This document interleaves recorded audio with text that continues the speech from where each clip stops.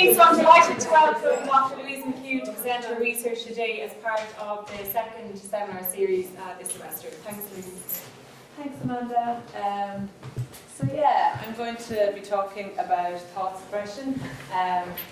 In talks here previously, I've been talking about acceptance and commitment therapy, and that's more sort of the research area that I'm familiar with, that I'm interested in. But you'll see how this actually links in very clearly to that as sort of expressed through the talk. So, and a lot of the research that I'll be looking at in this was conducted with a doctoral student of mine, Nick Cooper, a few years ago and more recently. And when Nick was putting in his thesis, having spent his 3 years doing research on thought suppression and telling his family all about it, he got to the day before his vibe and he was telling his dad, "Oh God, I'm so nervous about the vibe," and his dad's like, "Just don't think about it." I spent 3 years telling you that doesn't work. So really, Daniel Wegner is a seminal figure, or was a seminal figure in the area of the research in thought suppression. He became interested in this because he sort of noticed in his own life that it seemed very difficult to be able to get rid of an unwanted thought. And then that spurred him on to start a series of experiments, which initially started with people attempting to suppress thoughts, and he, in the original series, got them to suppress thoughts of a white bear. And that was the item that he chose for them to suppress. And what he showed across numerous studies was the fact that when people were instructed to not think about a white bear, they couldn't do that.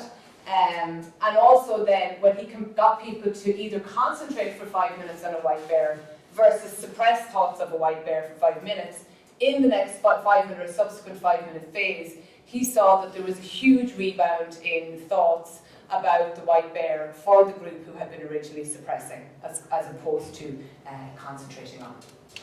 So what this tells us is that thought suppression not only doesn't work, but thought suppression actually will inflate the amount of thoughts that we have about the thing that we don't want to think about. And this is particularly interesting because it's so common that we try to do this. 80% of people, when asked what they'll do with an unwanted thought, say that they will try to suppress it. So this is widespread, it's something that we're all doing, and yet it's something that not only doesn't work, but it's going to mean inflated amount of thoughts. And numerous studies,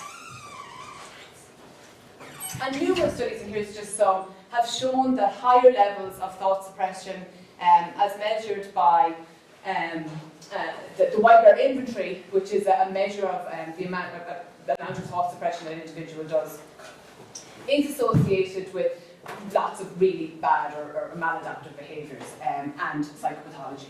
So higher levels of thought suppression is more problematic. And when I was at a conference, I saw Daniel Wegner giving a talk on his work on thought suppression. And he was talking, at the time he had come to a conference in the area of acceptance and commitment therapy, which is a treatment package that I'm interested in.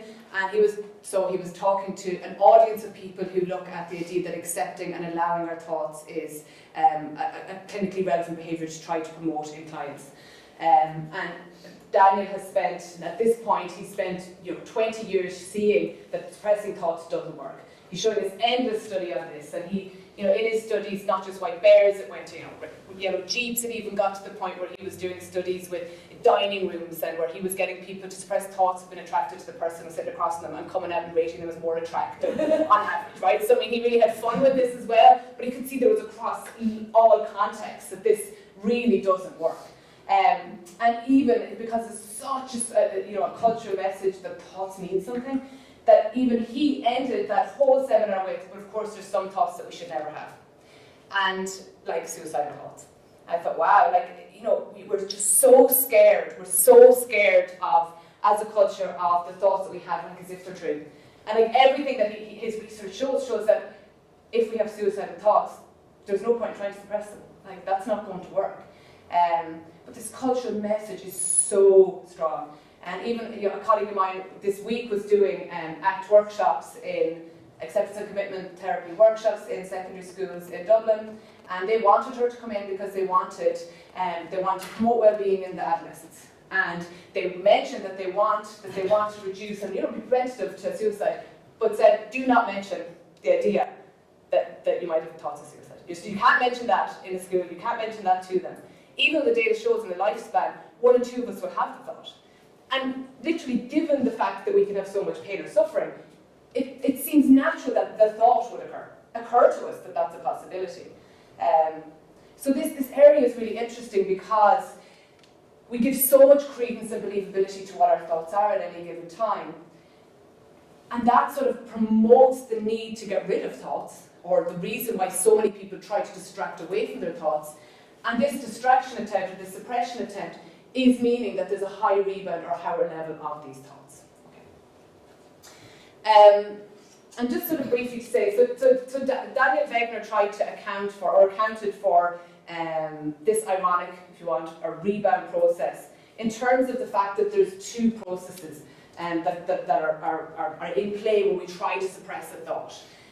There's this sort of automatic target search that's not under conscious control, and then there's this controlled distractor search. So from his point of view, we have an automatic process that's going to search for the unwanted item that's going to happen faster than we can find distractors in our environment. Which means that the suppression attempt, and this is why he describes why it is, that suppression attempts can't work. Because the unconscious finding, if you like, of the item we want to suppress will occur more quickly than the intentional process. Okay. And then he goes on to say that even becomes more problematic because then there becomes an association between the item we're trying to distract from. So this is a descriptive account that Wegner uses. I'm a contextual behavioural scientist, and that's the area of interest for me. So accounts that are descriptive aren't as much as I want when I want to understand certain types of behaviour. And from my point of view, I want to be able to understand behaviour functionally and how it occurs in a given context. So that means that if I'm taking a functional approach, I don't just want to be able to describe what the behaviour is, I want to be able to say what's maintaining it. What is the function maintaining the behaviour? And we can only understand the function of any given behaviour if we understand the context in which it occurs. So we could take any behaviour, such as me drinking a cup of tea, and it can look descriptively the exact same.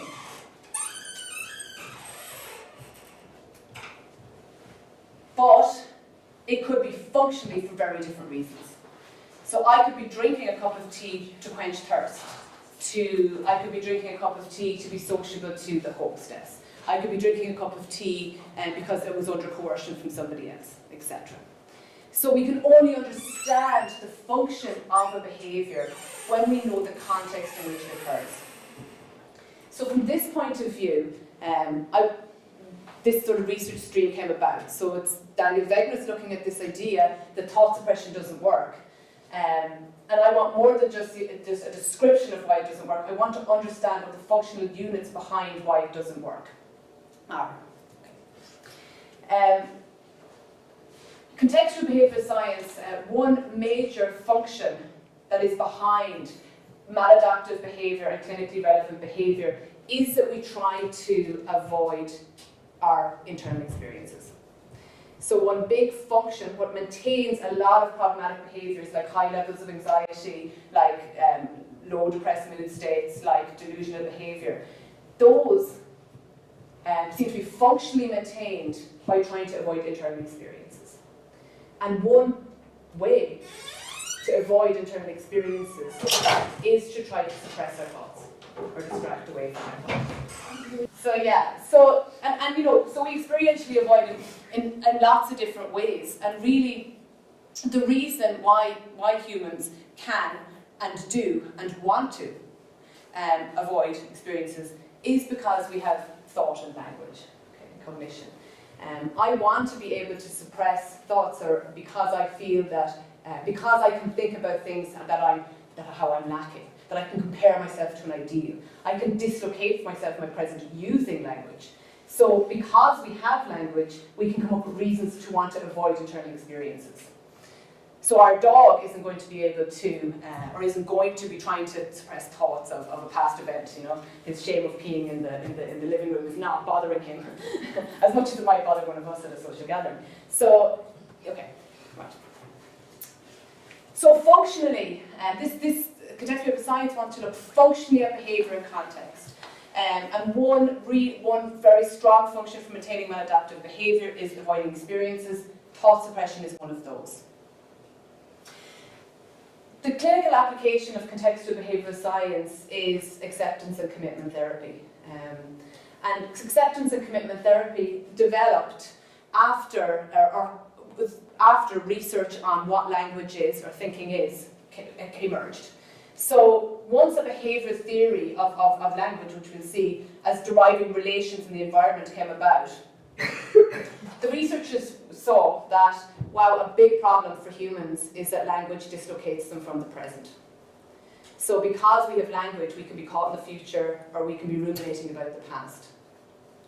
Acceptance and commitment therapy started to evolve as a form of a new CBT or behaviour therapy in order to circumvent this dislocation from the present and this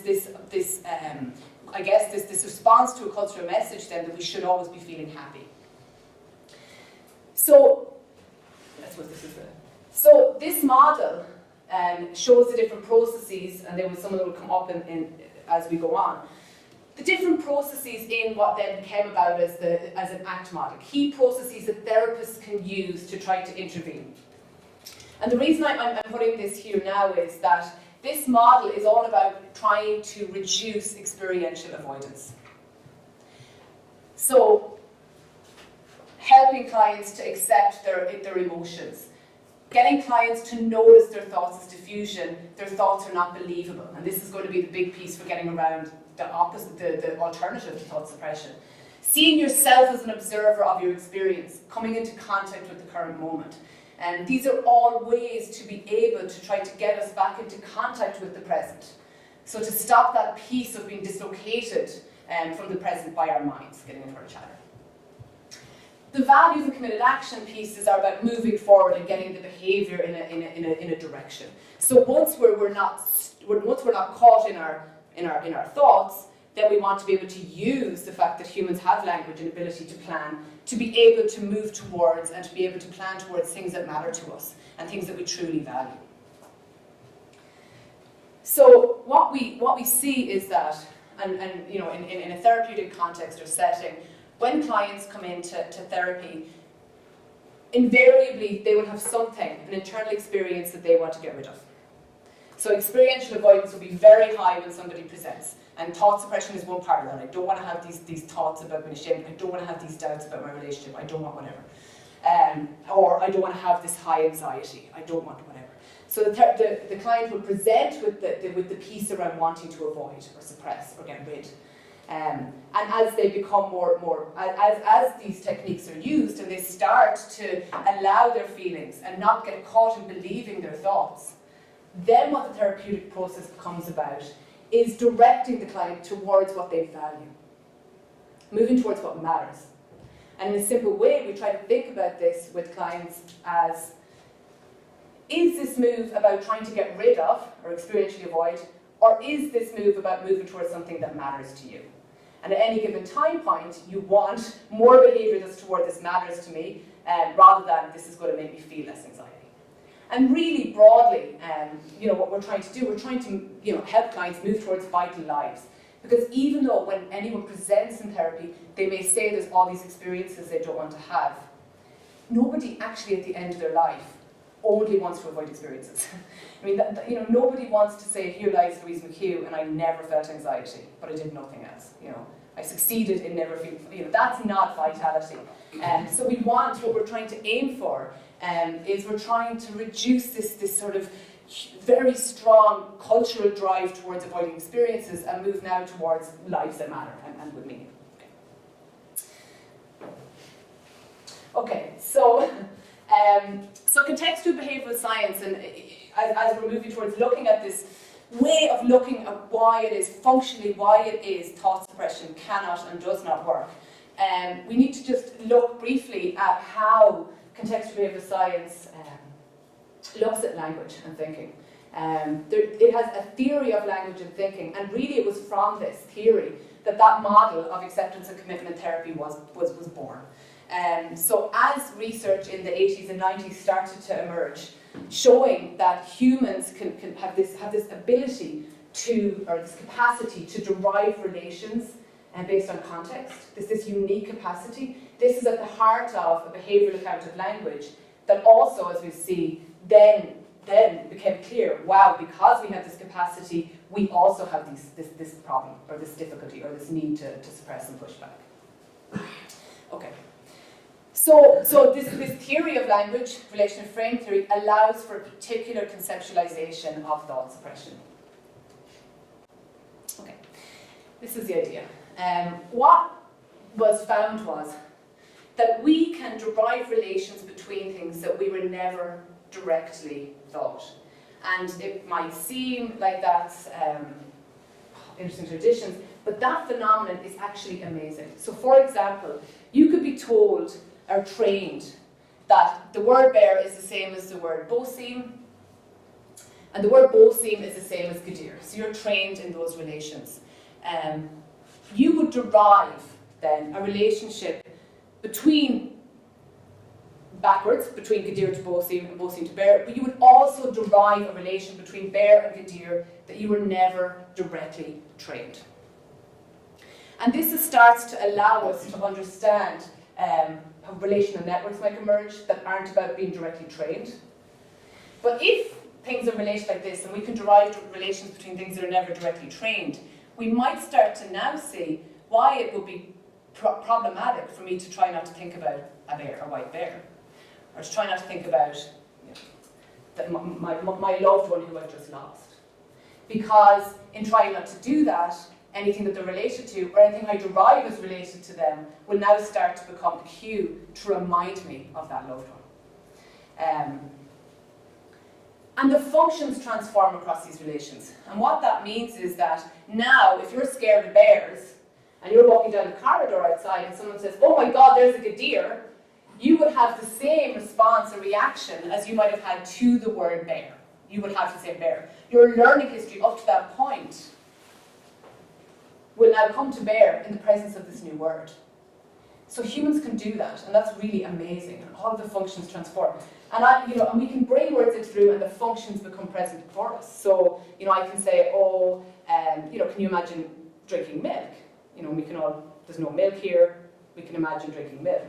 Can you imagine the taste of sour milk? We can do that. I can bring that here in the room because those words, and we can relate to that in that way, and those functions become present. And that also gives the sense of why, in a therapeutic process, when a client talks about a past painful event, that it can be very upsetting, like as if they're reliving the experience, because the functions of that event can be present for them in talking about it. Those words have those functions attached to them. Okay. And just to show how explosive this is then, so even if you're just trained in 4 relations, 4 older-younger relations, you will get from that 16 for free. Okay? Yeah, you get 16 for free. So relational networks are explosive and generalized. And now we start to think about the idea that we try to suppress things like we think, I can just suppress that and that will work, when there's just so many cues in the environment that are going to bring that thing back for us. We start to see that if this generative nature of relating and these functions transforming, no wonder thought suppression actually could not work. And then all the functions across whatever the relational network will transform. So if I learn relations about people being younger and older, all of whatever my prior history with youth and age are. So if I associate wisdom with age, then I'm going to attribute that across that network, okay, etc. Or fear for the bear, then anything else related to bear is going to evoke fear. Okay. So this type of, or this approach and this understanding of language's derived relating can give this type of functional approach and learning account of what it is, or why it is that thought suppression doesn't work. It also can allow us to see if we remember when Wegner talked about the environmental cueing hypothesis, he said, oh, the distractor would come to form an association with the item that you're trying to distract from. But this shows, and it's not just going to be that. It's not just that association. It's anything related to that that's now going to become a problematic potential cue. So, you know, I used to go to the cinema with my loved one. I don't want to go to the cinema. Any mention of a movie can cue the painful event. So when I try in some way to think, I'm just going to not think about that, anything, and everything gets related to networks. Like the smallest thing can cue that thought again and activate that whole network. And then we know that and as that network gets activated, we then have a rebound in occurrence of the attempt to suppress, so we're caught. And you know, the data shows this across so many domains, and one good domain that indicates this is, but the people who are bereaved, and they've looked and tested this, people who in a bereavement phase try to avoid the phase, avoid grieving, avoid loss, end up in a bereavement phase for far significantly longer than people who just allow this grieving phase, just lean into this grieving phase. So what we wanted to do is we wanted to be able to demonstrate that this derived relating would cause problems, or would cause problems for, or be able to demonstrate why thought suppression can work. So it's nerdy. So what we did was we got 30 undergraduates and we pre-screened them, as Wegner does, on the Beck Depression Inventory and the STI for subclinical levels of anxiety and depression. Just following what Feckner typically did in his studies, and the fact that higher levels of anxiety and depression would confound it, because there's already a sort of comorbidity with higher levels of dysfunctional thought suppression. And then we trained them in a relational network, and I'll show you each of these phases now separately. Okay, so they were trained to learn three relations. So they learned the bear and Boseem and Gadir relation. They were trained that across time. So on the screen, the word bear would come up, and when they had to make choices, and if every time they chose Gadir, they were told correct, and every time they chose, say, Rahman, they were told wrong. So they learned the bear is the same as Boseem and Gadir, and then they also learned two other relational networks. So door, Merlin, rebound, shoe, circle, cipher. And what we wanted to see here is we wanted to see if we could see the suppression functions would transform across that network from bear. Let me see that there. So again, they learned this network, and this is the target network we're interested in. Okay. Then what we did was we put them through a suppression phrase, and this is just typical, just to get used to this activity of suppressing. They sat there for 5 minutes not thinking about the word bear, and every time they thought about the word bear, they just had to identify the thought by pressing on the space bar. That's typically what Wegner's done in his studies. Okay. And then we gave them a cognitive load, just because it wasn't hard enough to suppress. It's just typically, again, mapping onto what Feckner does. He gives a high cognitive load to enhance the demonstrated suppression. So they had to remember this 9-digit number. Okay. And then what we did was we put people into the next phase. And they're told, okay, your job in the suppression group is to not think about the word bear. Various words are going to appear on the screen. Okay, I just wanted to get the action instructions correct. So various words are going to appear on the screen. You can remove any word that interferes with your suppression attempt. If you remove the word from the screen will stay blank for the 10 seconds, so it won't move it faster. Okay, so I just did it for that. Okay. And what we wanted to see was, when the words were coming on the screen, would they remove the words related to bear? So would those derived related words also be removed? Meaning that we were able to show this derived transformation of these suppression functions, demonstrating why it is that just getting an empirical demonstration from our perspective, why it is this doesn't work. Okay. And then the instruction condition, they were just told, just to control for this effect, just told, whenever bear appears on the screen, remove the word bear.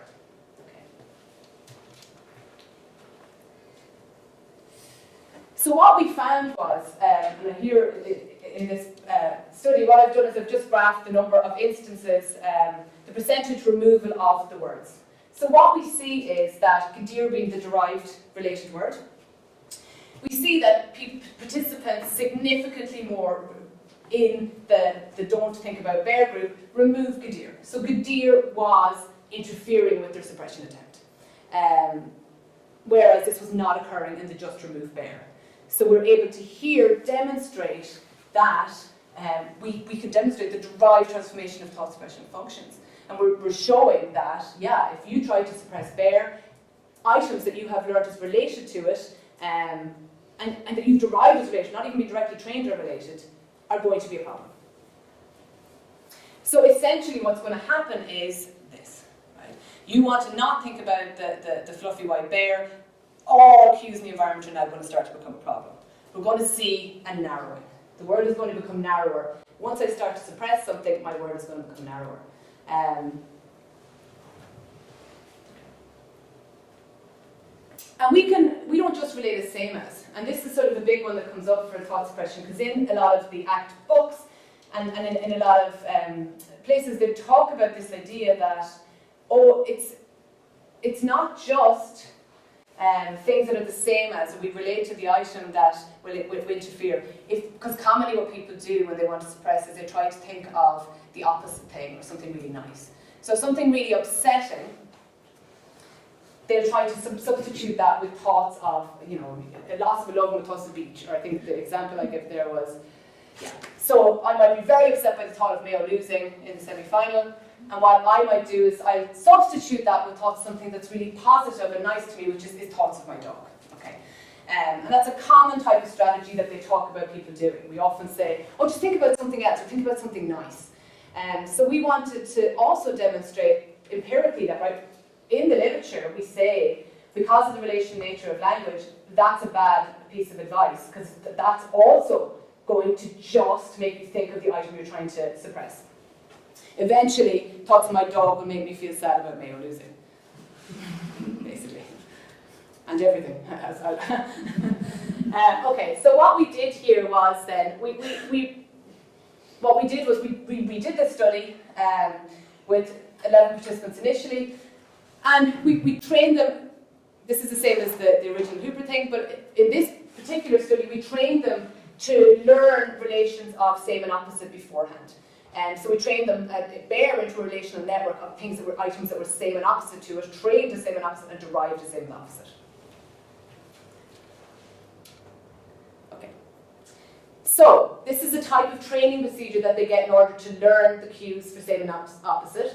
They have to learn that in the presence of green squiggle, you pick same, and that's correct. In the presence of blue flower, you pick opposite, and that's correct. Okay. And then they're cycled into a phase where they now start to learn words. So they start to learn A and B, these are just denoting for what words would be. So they start to learn now that bear is the same as Kadir, bear is opposite to Matzer. Okay? We're using these cues. So when this comes up on the screen, you're going to be taught what's correct or wrong. Okay. And okay. So what we did was we trained essentially a network of items that were going to have both derived and relations and trained relations to this target bear. Okay. So then what we found was, if we look at the experimental network here, what we would predict, or what's said in the literature, sorry, is that the item that's trained as opposite to becomes a problem. They will start to remove the items that they have learned or derived as opposite to bear as well. So if I want to think about my dog, when I feel sad about Mayo, my dog is going to make me think about Mayo. So that whole thinking about the nice thing or trying to think about the beach, you're ruining it for yourself. Okay. And that's what we're seeing here. And we're seeing this consistently across participants, that the experimental network, both items that are the same and items that are opposite, across participants are being removed more.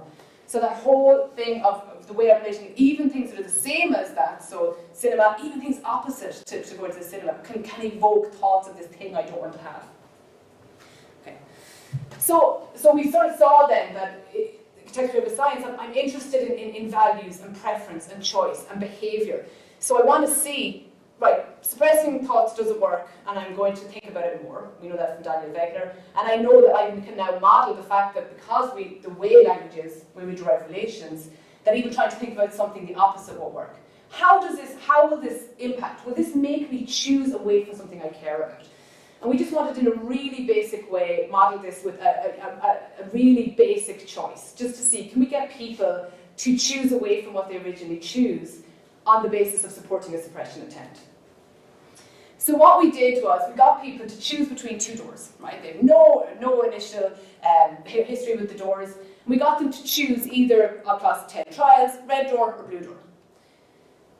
When they'd demonstrated initial preference for red door or blue door, they were kept in the experiment. And then what happened is every three words appeared behind the doors. Behind the door that they didn't prefer. So if they didn't prefer red, that's fine, no words, suppression words would appear. Behind the door they preferred, approximately three words, bear appeared. So every now and then when they open the blue door, the word that they're trying to suppress, and they've been instructed to suppress thoughts of bear, and now the item they're trying to suppress is going to be appearing behind their originally preferred door. And what we see is that across trials, that participants start to choose away from the door that they originally preferred in order to support the suppression attempt. In order not to think about bear, they start to choose away. So, I mean, you know, that's a relatively inane choice. I originally prefer red over blue, and I'm going to select away that to support suppression, but the experimenter told me to suppress bear is pretty inane. What about in the real life when it's a thought that I can't bear to have about my loved one, or I can't bear to have about failure? How is that going to impact on my choice or my behaviour to go for that job or to do that thing? You know, potentially, you know, what we're seeing is trying to suppress means in order to succeed, I can't allow any cues come in my radar. I can't allow cues to come in my radar, or I'll choose away from them. Choose away from that option. So I won't go for that job in case I have thoughts of not being good enough, or whatever it might be. Okay. So then what we did was we trained the network beforehand, and we wanted to test to see if not just bear appearing, but imagine if it was just a derived item. So imagine just if every 3 words deer appeared. Never bear at all. Would that still get them to select away? And we did it across 4 different things. So we did it with the target, the trained, the derived, and a control. So never bear or deer or anything related. And what we found was, as you'd imagine, with target, with trained, and with derived, we're seeing this drop, maybe slightly less there. But with the control, there was no significant difference there. So when there was no bear-related word, they pretty much maintained a higher preference for the door they'd originally preferred. So what we're seeing is that it wasn't the attempt to suppress and that interference with those words appearing that was making them make a different selection. So now we're starting to see that, okay, we can model what thought suppression is, or why thought suppression doesn't work, and we can also see how that starts to impact on even like a choice-based behaviour. So then what can we do instead? And like that's what we saw earlier on. This ACT model showed us that there's various things that we can do to get us back in contact with our experiences. And diffusion, that one of those pieces in the ACT model, is all about learning to not believe our thoughts. It's all about learning that our thoughts are not true. And a bit like that piece when I said that, like, even Daniel Wegner, after all of the years of amazing research that he did, he could still say, but there's some thoughts that we just shouldn't have. We have such credence in thoughts that he could stand there and be so scared to say that it's okay to have suicidal thought. And even though all the literature points to the fact that there's no point trying to suppress them, you know, you're only going to have them more. So diffusion is a part of the ACT model that gets clients to think of thoughts in terms of I'm having the thought that.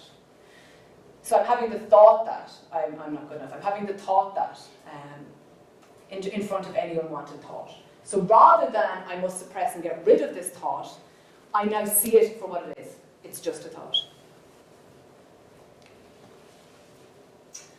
So diffusion. So what we did then is what we did in the first instance was a study where we looked to see if a brief diffusion intervention could counteract the negative effects of, and we used a learned helplessness induction. A learned helplessness induction in sort of for humans in a lab context can be an unsolvable task. So participants are in what looks like an easy task to solve, where it looks like you're trying to figure out a pattern, capital letter or not, something really easy, but it's actually unsolvable because it's rigged to be unsolvable. And this typically induces a state of learned helplessness in the participants. There's also a very loud noise comes every time they get it wrong. So they're in there getting it wrong, and there's really loud noise, whatever. Okay.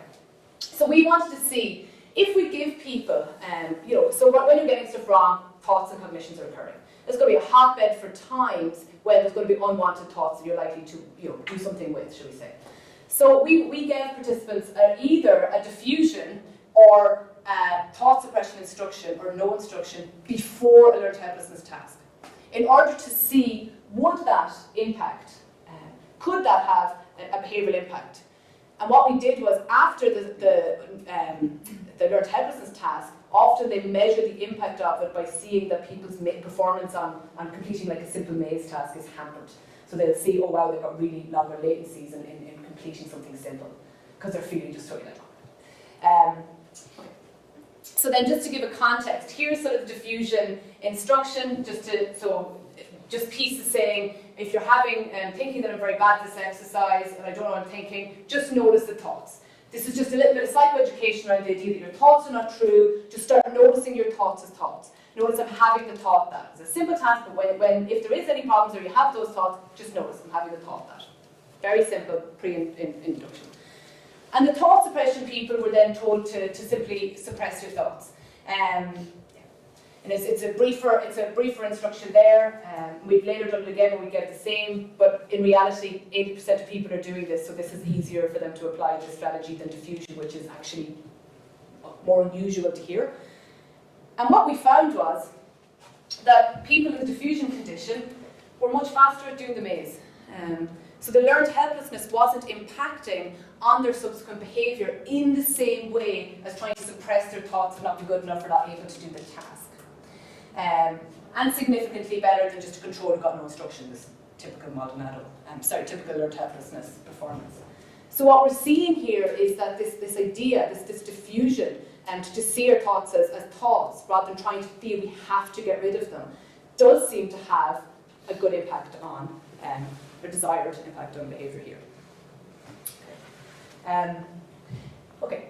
Then in another study, we looked to see, we're looking at participants' food cravings, and we really wanted to see if we could demonstrate a rebound behaviour post-thought suppression. So participants were told to refrain from eating chocolate for 6 days. That would be death for me, but people participated. And they were given either a thought suppression, a diffusion, or a no instruction for the day. They had to record the amount of chocolate they had across the time. And then we did a taste test at the end. So once they came at the end of the week, they were there was a dish of sweets. And we wanted to see how many sweets will they eat now when they come out of this instruction. Will we get a rebound in behaviour? And what we saw was that in the thought suppression group and the control, they ate 14, in the thought suppression they ate 14 minstrels while sitting there waiting for the experiment to go back in with the task. And the control group had 10, whereas the diffusion group only actually took 3. So what we're seeing is that you're coming off having not eaten chocolate. They pretty much around and about didn't sort of eat the same amount, report eating the same amount. But there's something really different about what went with the diffusion group for their response then to chocolate, if you like that way.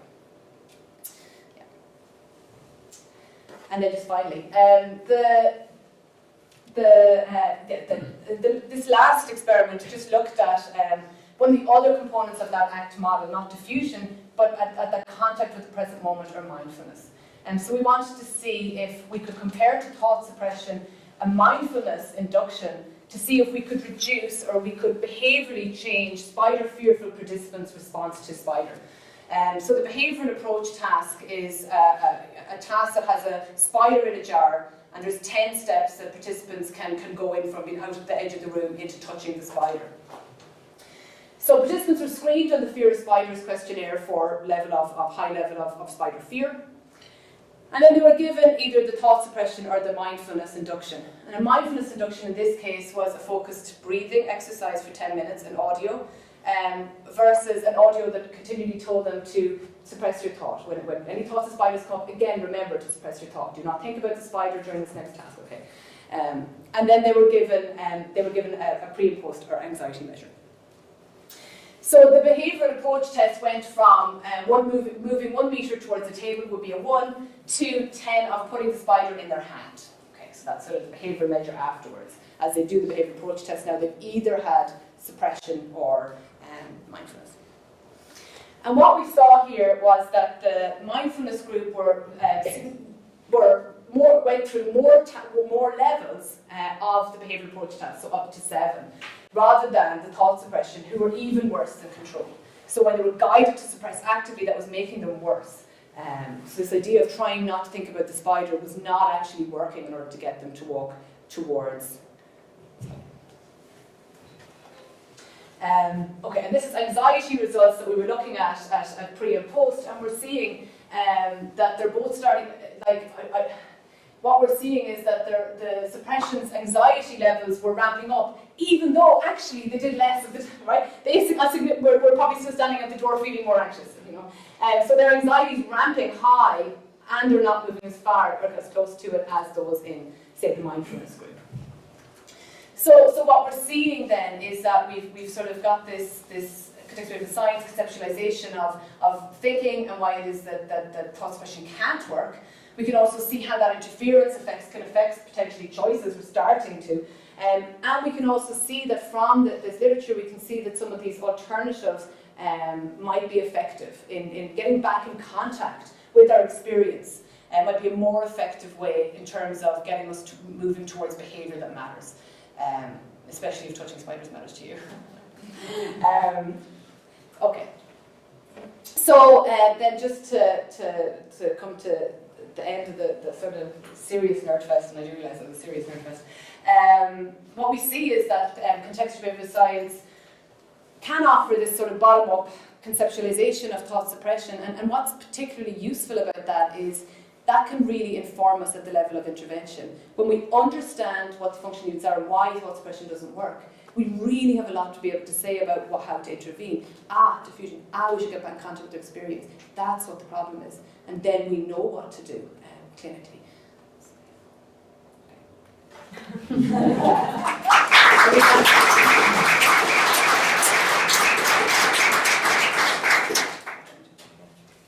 Yeah. Just thinking physical pain is obviously quite difficult to suppress. And probably a good evolutionary reason for that, and that if you put your hand in a fire, Absolutely. you remember not to do it again. Maybe in the same way, mental pain, there's a good reason why we don't easily suppress it.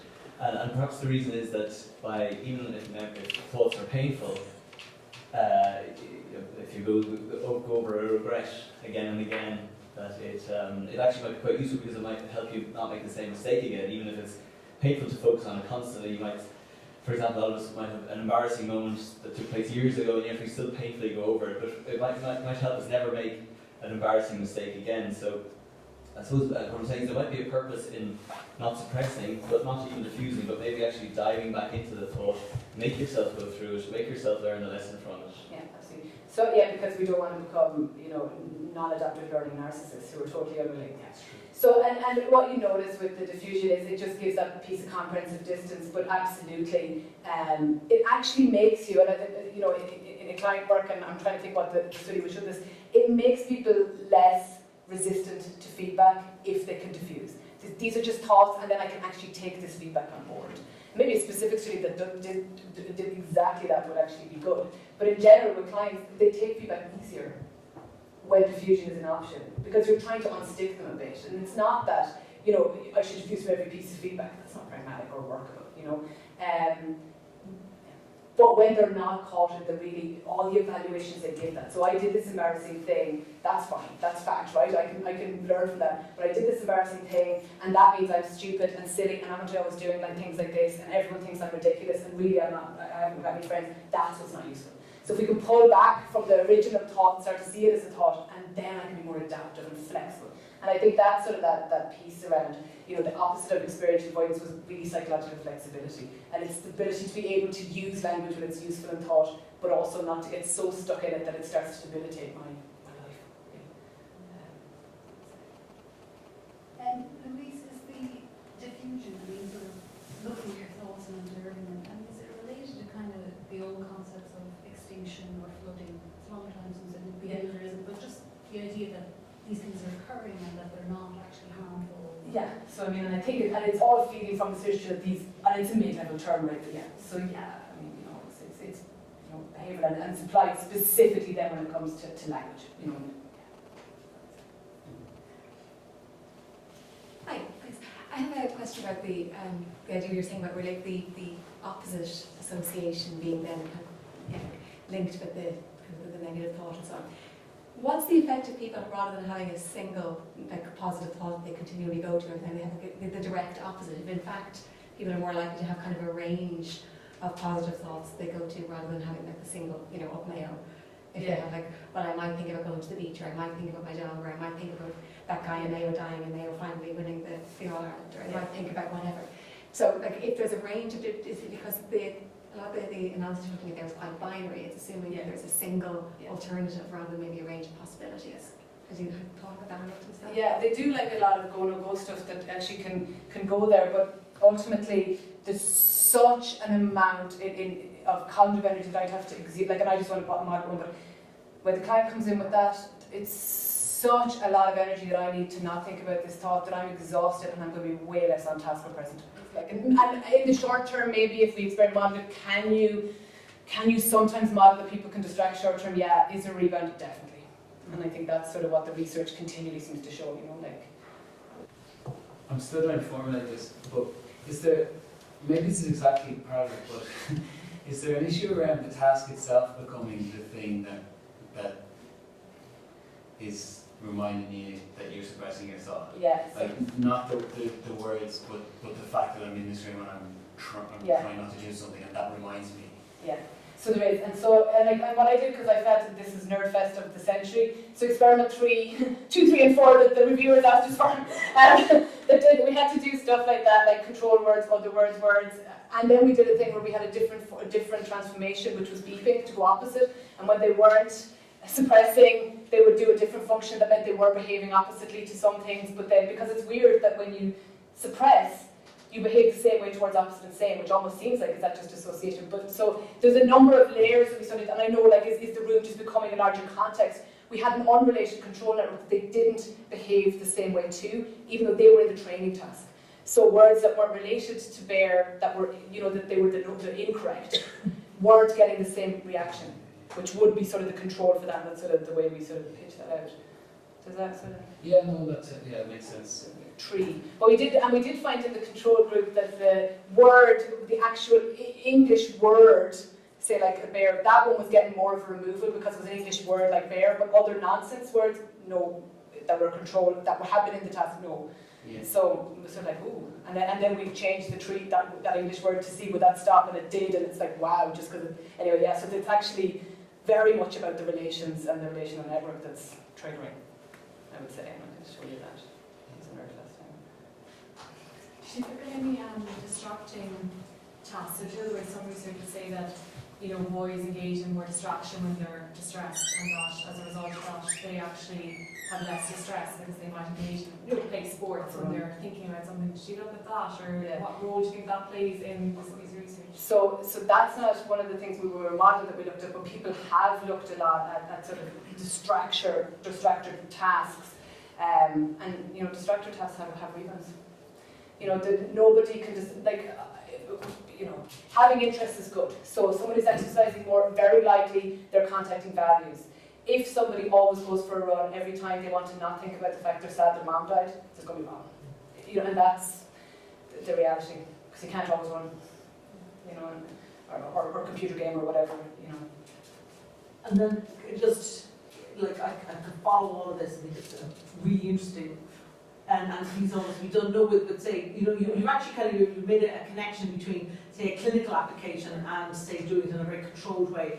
So maybe following on from your idea about the control or the environment, to what extent do you think if you went into say clinic situations and tried to map into that theory, are you likely to see the same? We'd see this we'd see patterns like this with I mean. Can only imagine that people with obsessive thoughts are going to be removing them just as fast, and it's going to be, you could try it, but you can't see any reason it has to be worse, because they're reporting higher levels of thought suppression being important, and we do know from the literature that people with OCD that the higher levels of thought suppression do encourage higher levels of rebound. So we do know that from Daniel Wegner would have worked with them, so it would seem no reason why in this case it wouldn't be the same. So across the board, suppressing thoughts is not good news.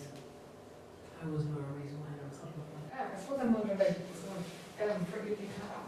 first of all, the whole really interesting area and kind of reinforces some of what we know. But so in the experimental cues, they're given this cue there, which there's no natural reason why they might have to more suppress there. No, It's induced. not at all, yeah. No. So has it been done maybe with more taboo or Yeah, anxiety invoking like so cues and that are, if you like, naturally, because we have to get into this whole issue of anxiety avoidance. yeah, absolutely. Interesting. Has that been done and shown the same? So Daniel Wegner has done it in lots of contexts where he's asking to suppress thoughts of things that are actually field stimuli. Yeah. In this type of preparation, if we whacked in a field stimulus, it would be a very easy study to do though, wouldn't it? It'd be an easy project.